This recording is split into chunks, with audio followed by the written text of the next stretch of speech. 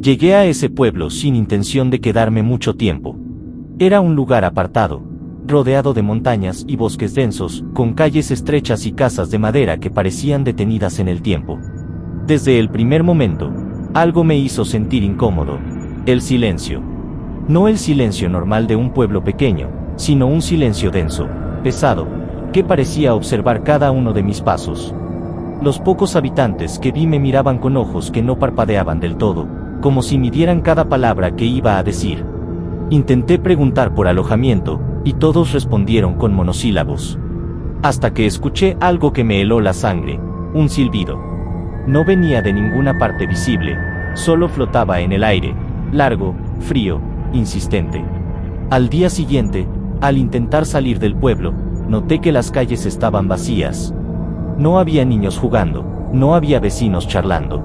Solo yo, y el recuerdo del silbido que resonaba en mis oídos. Intenté hablar con alguien, pero las palabras morían antes de ser escuchadas. Cada casa tenía las puertas cerradas, las ventanas con cortinas corridas, como si todo el pueblo hubiera desaparecido detrás de un velo invisible. Fue entonces cuando lo escuché de nuevo, ese mismo silbido, esta vez más cerca.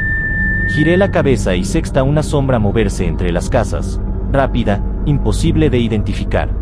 Era como si el pueblo mismo estuviera respirando, evaluando cada uno de mis movimientos, controlando mis intentos de escapar.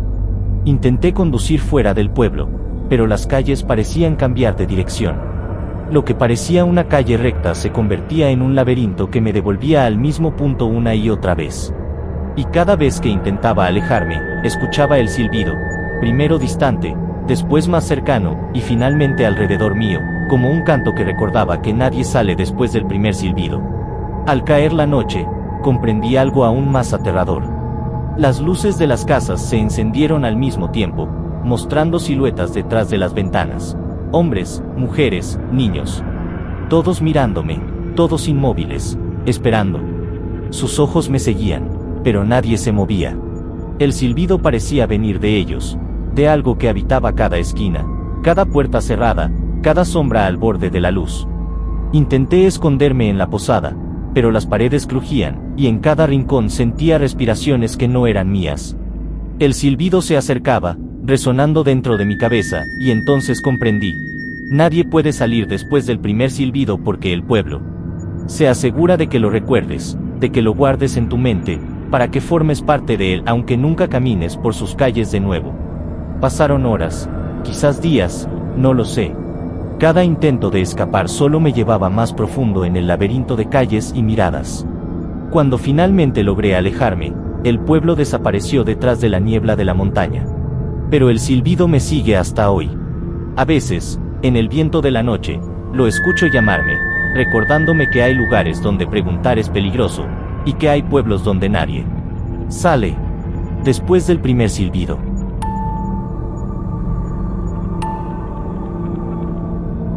Llegué a ese pueblo cansada y hambrienta después de un largo viaje. Las calles eran silenciosas, y los pocos locales abiertos desprendían un aroma que parecía pertenecer a otra época. Encontré un pequeño restaurante con luces tenues y decidí entrar, sin sospechar que lo que iba a vivir allí no tendría explicación lógica.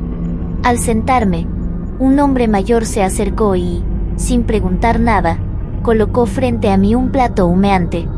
Era exactamente lo que más extrañaba en la vida, un platillo que solía comer con alguien que ya no estaba, con aromas y texturas que habían desaparecido de mi mundo hacía años.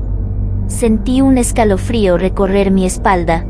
No había hablado de eso con nadie, no lo había pedido, y aún así, allí estaba, frente a mí, servido con cuidado.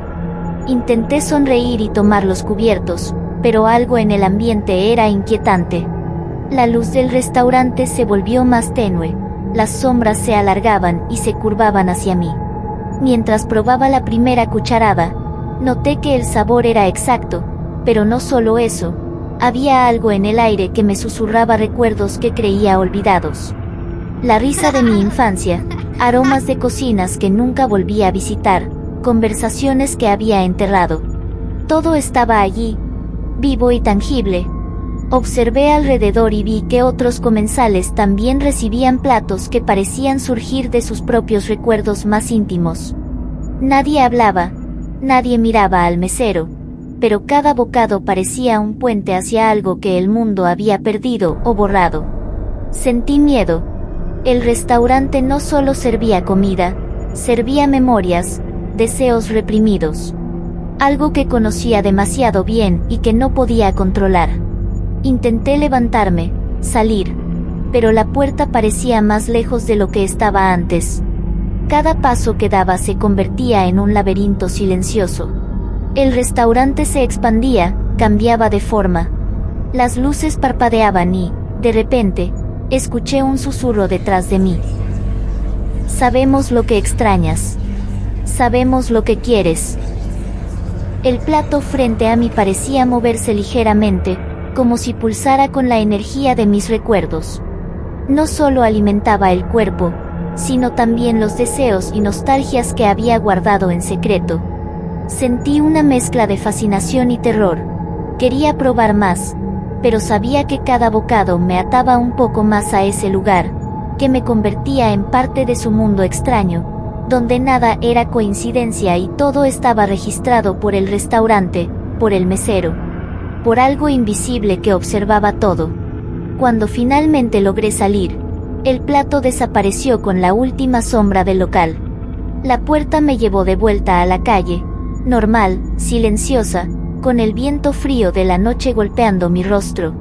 Pero sabía que el restaurante no era un simple lugar, era un ente que conocía tus recuerdos más íntimos, tus deseos más reprimidos. ¿Y qué podía servirlos frente a ti para atraparte, tentarte, recordarte que hay lugares donde la nostalgia y el hambre no son simples necesidades, sino herramientas para algo que no entiendes completamente? Desde esa noche, cada vez que huelo algo familiar o recuerdo con nostalgia un sabor perdido, siento un hilo invisible que me conecta con ese restaurante. Y sé que, en algún lugar del mundo, hay alguien o algo que puede leer tus deseos más secretos y servirlos, aunque nunca los hayas pronunciado en voz alta.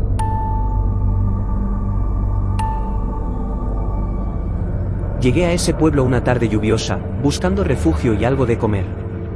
Caminando por las calles empapadas, vi una pequeña tienda con un letrero gastado que apenas podía leerse: todo lo que buscas.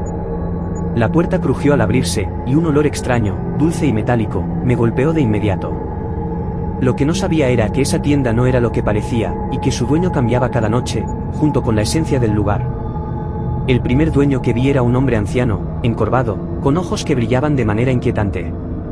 Me saludó con una voz que parecía arrastrar siglos de historia y me ofreció un té caliente, insistiendo en que observara los estantes con cuidado. Todo parecía normal, aunque cada objeto tenía una aura extraña: relojes que marcaban horas imposibles, fotografías que se movían sutilmente, libros que susurraban al pasar la página. Al día siguiente, regresé por curiosidad. La tienda seguía allí, pero el hombre anciano había desaparecido. En su lugar había una mujer joven, con cabello negro como la noche y una sonrisa que no alcanzaba sus ojos. Me saludó como si me conociera de siempre y me ofreció un plato de fruta fresca, que no recuerdo haber visto la noche anterior. Lo que me aterró fue cómo conocía mis recuerdos más íntimos, mencionando cosas que nunca le había dicho a nadie. Cada noche, la tienda cambiaba de dueño. Un hombre mayor, luego una figura que parecía un niño demasiado alto, luego alguien con una máscara que cubría su rostro por completo. Sus voces, sus gestos, incluso la disposición de los objetos dentro del local cambiaban con cada visita, pero había algo constante, un hilo invisible que parecía seguirme, observándome, evaluando mi reacción a cada cambio. Empecé a notar detalles perturbadores: al salir de la tienda, la calle ya no era la misma, los edificios parecían desplazarse ligeramente, y el cielo adoptaba tonalidades que no había visto antes. Sentía que cada dueño de la tienda no solo controlaba el lugar, sino también la realidad a su alrededor. Y cada vez que entraba, algo en mí se tensaba, no sabía si estaba comprando objetos o recuerdos, experiencias o parte de mi propia mente. Una noche, el dueño era un hombre sin rostro. Sus manos se movían rápido entre los estantes, colocando objetos que yo no recordaba haber visto antes, y susurrando palabras que se pegaban a mis pensamientos. Intenté preguntar, pero mi voz desapareció, absorbida por el aire denso de la tienda. Sentí una presión en mi pecho, como si el lugar mismo intentara atraparme. comencé a entender que la tienda no solo cambiaba de dueño, cada dueño era una extensión del lugar, un guardián que decidía quién podía entrar, quién podía salir, y que podía llevarse del mundo real a este espacio que desafiaba toda lógica. Cada noche que regresaba, el temor crecía, cada objeto que tocaba parecía registrar algo de mí, algo que podría usar la tienda o su dueño en algún momento futuro. Cuando finalmente intenté salir y alejarme, la tienda parecía expandirse infinitamente detrás de mí, con puertas que desaparecían y ventanas que se abrían a callejones que no existían. El último dueño, una figura silenciosa que parecía flotar, me dejó ir, pero con una advertencia que retumba en mi cabeza cada vez que cierro los ojos: recuerda, quien entra siempre deja algo atrás, y la tienda siempre espera. Desde entonces, sé que hay lugares que no existen para todos, y que algunos pueblos guardan secretos que cambian cada noche. La tienda sigue allí, cambiando de dueño, observando, esperando, y yo sé que si alguna vez regreso, nada será igual, ni la tienda, ni los objetos, ni yo mismo.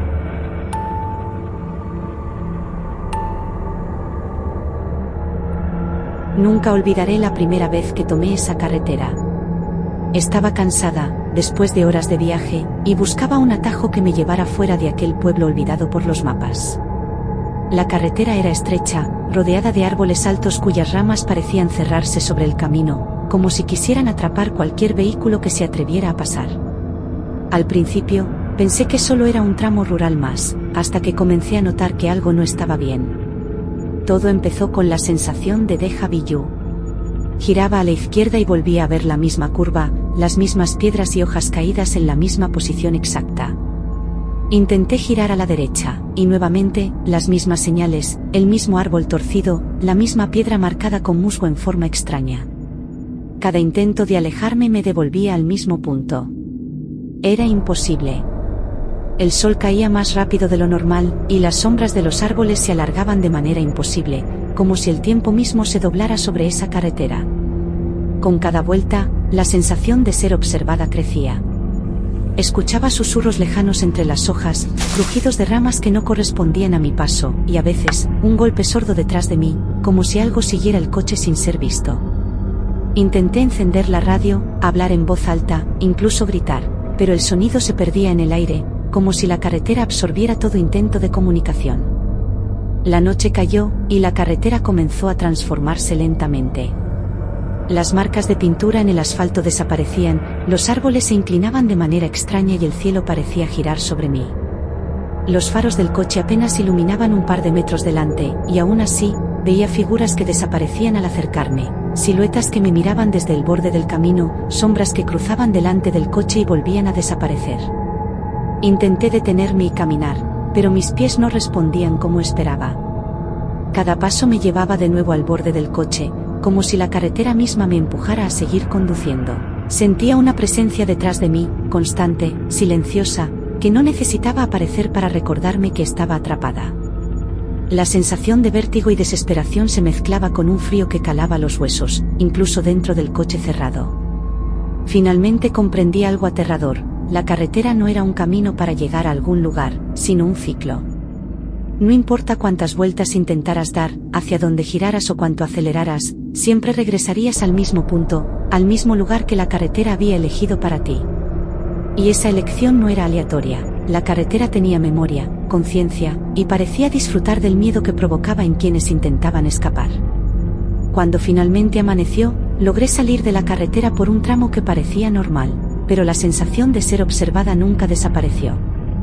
Desde entonces, cada vez que manejo por un camino desconocido, escucho un susurro en el viento, un crujido entre los árboles, y sé que hay carreteras que no solo conectan lugares, sino que atrapan a quienes se atreven a seguirlas, llevándolos una y otra vez al mismo punto, hasta que aprendes a no intentar escapar. Nunca volví a ese pueblo, ni busqué otra vez esa carretera.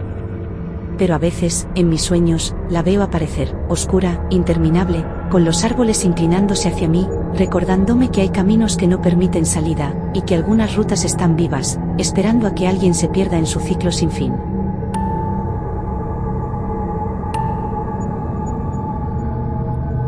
Llegué a la plaza del pueblo en medio de la tarde, con el sol cayendo detrás de las casas antiguas y las farolas todavía apagadas.